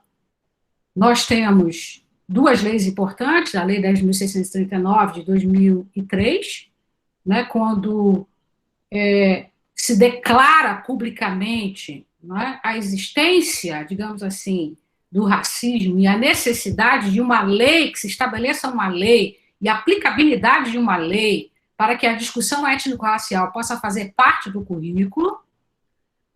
Em 2008, a 10.639 vem sendo complementada pela 11.645, incluindo também as discussões relativas à cultura dos povos indígenas, mas a aplicabilidade, a aprovação e aplicabilidade das leis, pelo que eu trabalho no Prof. Letras e vejo pelo relato dos meus alunos, das minhas alunas, ainda chegar a esse conhecimento na ponta da lança ainda é muito difícil.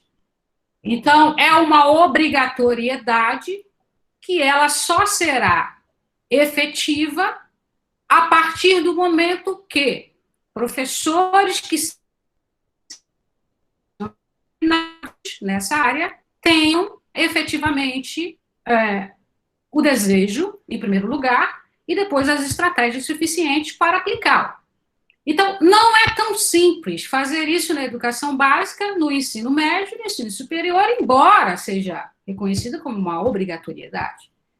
Os currículos de letras, né, das licenciaturas, eu diria, não só do curso de letras, mas das licenciaturas, aqueles que não são abertos a essa discussão, urgem, né, deveriam o mais rapidamente incluir essa discussão.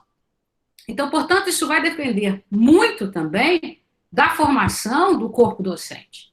O corpo docente ele precisa ser formado, ele precisa ter uma trajetória de conhecimento profissional, aplicação de projetos, e de como isso vai se dar.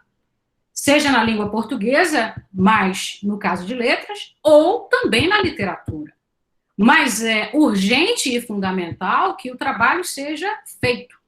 Agora, vai depender do projeto político-pedagógico que essa escola tem, né, da maneira como esses professores interagem.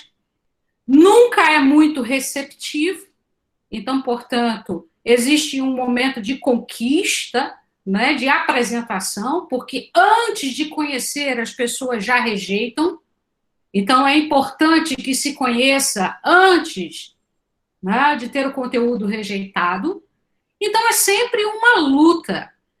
As minhas alunas da educação básica relatam isso, os meus alunos relatam isso, como é difícil fazer isso na educação básica.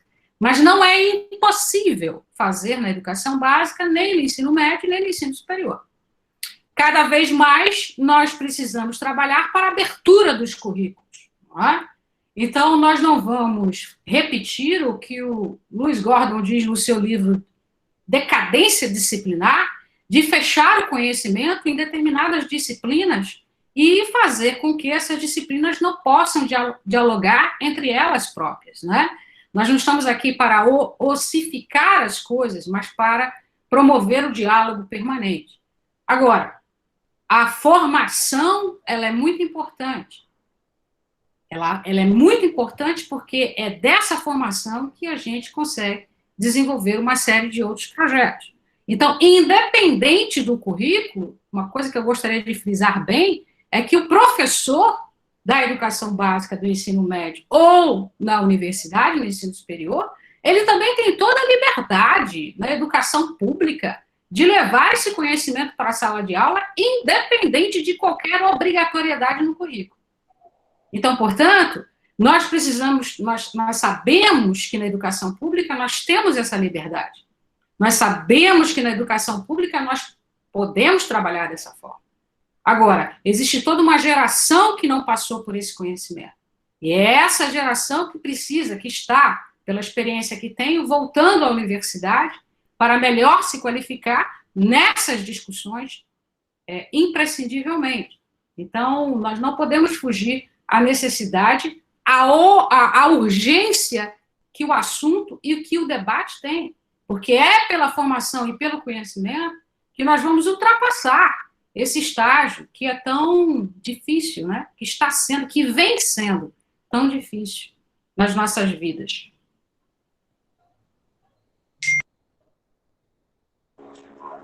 Obrigado, professora Rosemary. Agradecemos, então, a participação de todos e de todos. Sentimos por não termos mais tempo para que abrisse a participação de outras pessoas, não é? Mas eu não podia deixar de citar aqui, Rosana Novaes diz, eu sou negra e eu quero saber como se sentir mais incentivada e perder o medo. Só queria que a professora Alexandra, com 1 minuto, concluísse essa resposta e a gente finaliza. Ai, Jace, como é o nome dela? Peraí. Rosana Novaes, né? Novaes. Ai, Rosana, eu não tenho uma fórmula para você. Mas eu acho que essa questão da insegurança Bom, a minha mãe, hoje em dia, ela é psicóloga, né? Ela criou a gente como auxiliar de enfermagem, trabalhando no Hospital do Iazerge, no Rio de Janeiro. E aos 50 anos ela entrou para a universidade para fazer o curso de psicologia, porque era o sonho da vida dela. E o que eu posso dizer para você é que essa questão da segurança, você pode tentar ajuda na terapia. E isso é sério, eu tô falando sério, assim, eu posso até estar assim com uma cara meio que de sorriso, mas que eu tô falando sério. Essa coisa da segurança é uma questão de autoconhecimento, né? Eu acho que é autoconhecimento, confiança em você e saber que você está no mundo, seu corpo está no mundo e que você, apesar de tudo que a gente está vivendo agora, a gente tem que ser feliz, né? Tem que tentar ser feliz. A gente, por exemplo, nós estamos agora com vários planos pós-Covid, não é mesmo? Assim, eu estou sempre com as minhas amigas, com meus amigos, com o namorado, falando, e aí, depois do Covid, vamos fazer o quê? Vamos fazer o quê? Vamos fazer o quê? Sabe?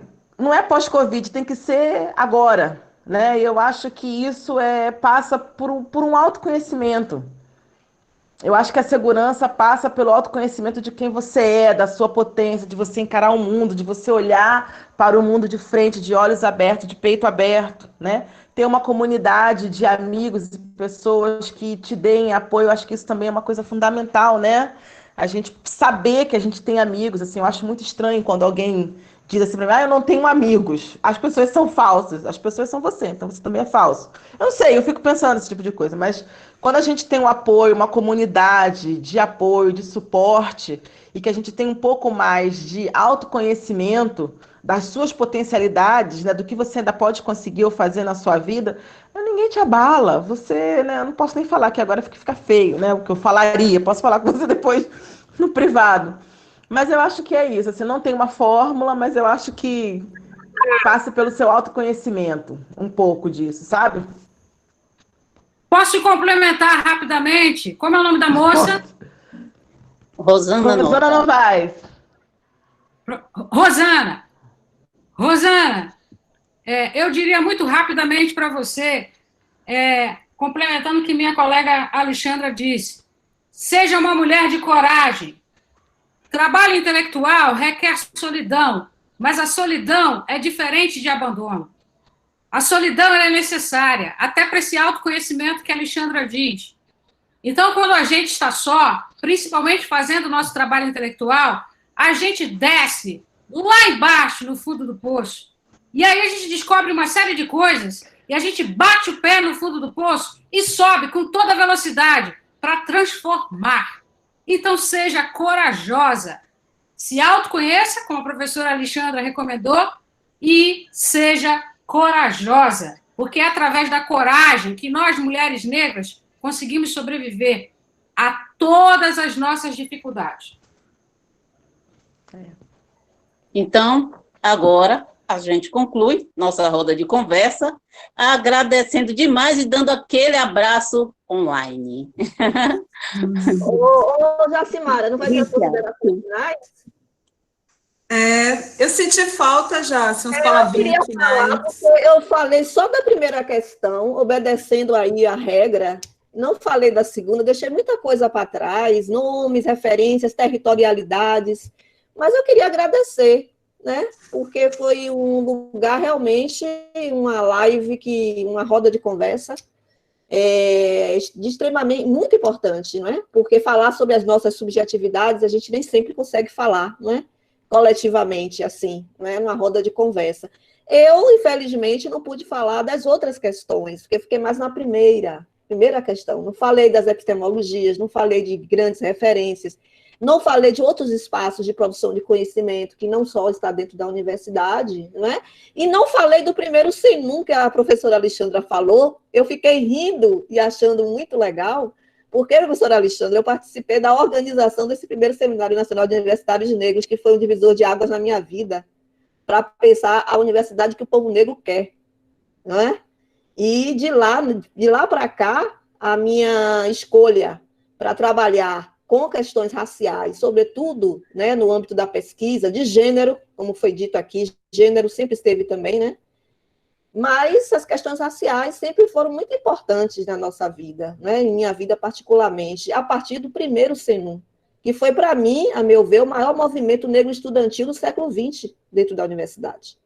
A partir do SENUM que se foram criados os NEABs, os grupos, os coletivos de negros, entendeu? Então, assim, E os pré-vestibulares comunitários. Oi? E os pré-vestibulares comunitários por todo o Brasil. E os pré-vestibulares, porque aqui na Bahia, ao mesmo tempo que o SENUM foi sendo organizado, nós levamos 3 anos organizando esse movimento nacional, né? Que foi um sucesso. Isso. Nas primeiras reuniões que nós fazíamos ali na Faculdade de Economia, ali do lado de fora, existiam 2 grupos. Um grupo pensando o SENUM, primeiro SENUM, e outro grupo pensando a Steve Biko. E nós participávamos, a Steve Biko, né? A grande Instituto Educacional Steve Biko, que virou Instituto Educacional, que é um dos primeiros cursinhos pré-vestibulares para negros aqui na Bahia. E nós fazíamos parte dos 2 grupos. Mas, por uma questão de demanda, um grupo ficou mais dedicado a Steve Biko, e um outro grupo ficou mais dedicado ao primeiro SENUM. Então, quando a professora Alexandra fala do SENUM, e como foi essa experiência de você participar? Agora, imagine a experiência de quem organizou juntamente, né, esse movimento nacional durante 3 anos, que o SENUM ocorreu em 93. 93. Mas em 90, no 90º Congresso da UNE, em Campinas, que nós escrevemos uma carta, né, a bancada negra, né, dos universitários negros e negras, dizendo, nós, os negros, né, era o nosso manifesto. Então, assim, eu deixei muita coisa de fora, grandes referências que Lícia, inclusive, citou, que eu também convivi, mas foi muito mais pensando na primeira questão. Eu eu também. O tempo, né, iria ser tão curto, então a gente vai ter outras rodas de conversa. Já sim. Eu entendo que é um momento de muitas falas, né? E agradecer pelo convite, viu, professora Jacimara, a todas aqui, as colegas, né, parceiras aqui, e aos estudantes, né, a todos que estão aqui também participando dessa roda de conversa, professores também, né? E professoras. Obrigada, Jacimara, foi muito bom, viu? Obrigada. Professora Lícia, obrigada. Pronto, querida. Eu também, eu só queria falar uma coisinha rápida, que eu acho que é para deixar a gente cutucar mais a partir do que você provocou, né? Eu acho que a Alexandra foi feliz em falar para a menina, né, a estudante, como se sente insegura e tal. A professora também chamou essa coisa da terapia, né, que é justamente trabalhar essa dimensão mais individual, né, mas eu queria falar muito da importância e da potência das redes, do apoio coletivo, né? Eu acredito muito nisso. Então, eu queria só dizer assim, que a gente, alguém perguntou, e nós mulheres negras na universidade? Eu acho que nós mulheres negras, professoras na universidade, ainda é um lugar muito novo para a gente, né? E a gente está descobrindo, a gente está fazendo os caminhos, mas aí eu gosto muito, eu sempre trago essa herança dessa escola CEAFRO que eu vim, que é pensar no trabalho em rede, né? Na participação democrática, no diálogo, né? No aprender a fazer juntos, e eu acho que a gente ainda precisa muito, né? Eu acho que Claudinha tem feito coisas, você já, se ao montar essa mesa também, mas eu acho que a gente precisa ainda fortalecer nossos grupos de pesquisa. Estou falando agora de UNEB, né? Às vezes a gente tem mais parceria, talvez, às vezes, pode dialogar mais com o UFBA, com a FRD, com o Unilab, do que entre nós, já que a gente tem essa característica de ser uma universidade multicamp, né, com mais complexidade, mas eu acho que a gente precisa fortalecer nossos grupos, em termos de circulação mesmo, de difusão, né, a gente ainda, do ponto de vista da circulação de conhecimento, eu acho que a gente ainda é muito pouco representada nas editoras universitárias, de um modo geral, né, nossos textos, nossos trabalhos. A nossa UNEB tem uma certa abertura, mas não é fácil também, né? Mas, assim, agora eu acho também que tem, assim, isso para falar de dentro da UNEB, né? Mas eu acho que há também, há outros movimentos fora da universidade que a gente precisa fortalecer também, né? E que tem publicado, né, reverberado nossas vozes, como, sei lá, Selo Negro, alguns toques, enfim. Então, de um modo geral, eu queria deixar essa mensagem, que eu acho que é muito importante a gente ainda fortalecer e visibilizar nossas redes, tá? Nossas redes internas, dentro da UNEB, e ganhar o mundo afora. Muito obrigada pela troca, pela partilha, pelos conhecimentos. Bem, então, assim a gente, né, finaliza, já estamos chegando às 18h04.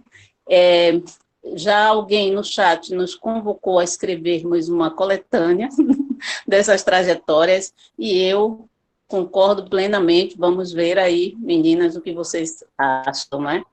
E fazer outros momentos também, produzir outros momentos também com essas discussões, porque nos fortalece e fortalece a outras mulheres negras, né, que estão dentro da universidade, não só negras, mas a gente também promove essa questão da educação étnico-racial, né?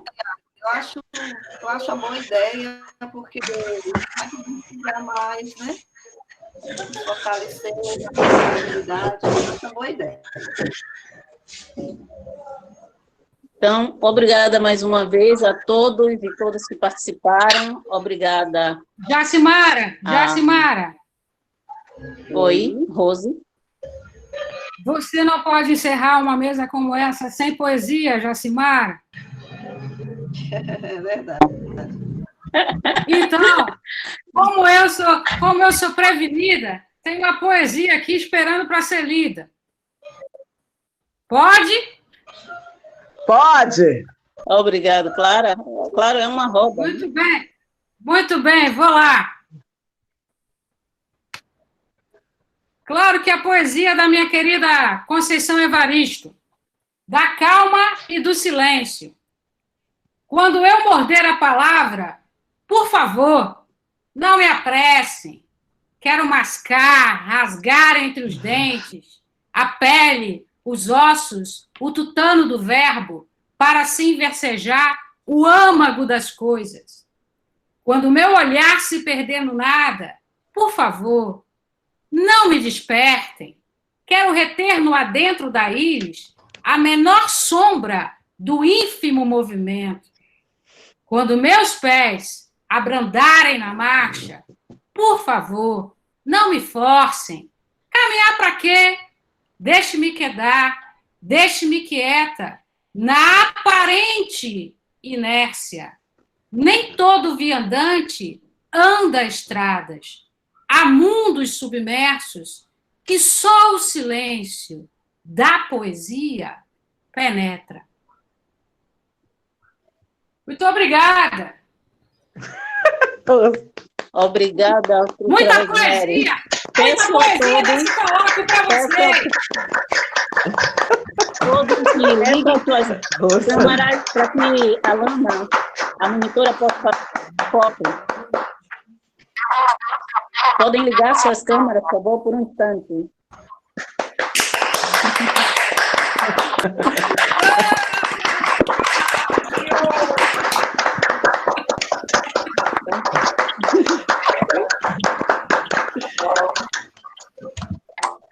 Tchau. Valeu, camaradas! Tchau, gente. Um abraço.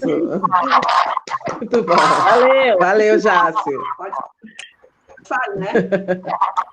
Obrigada.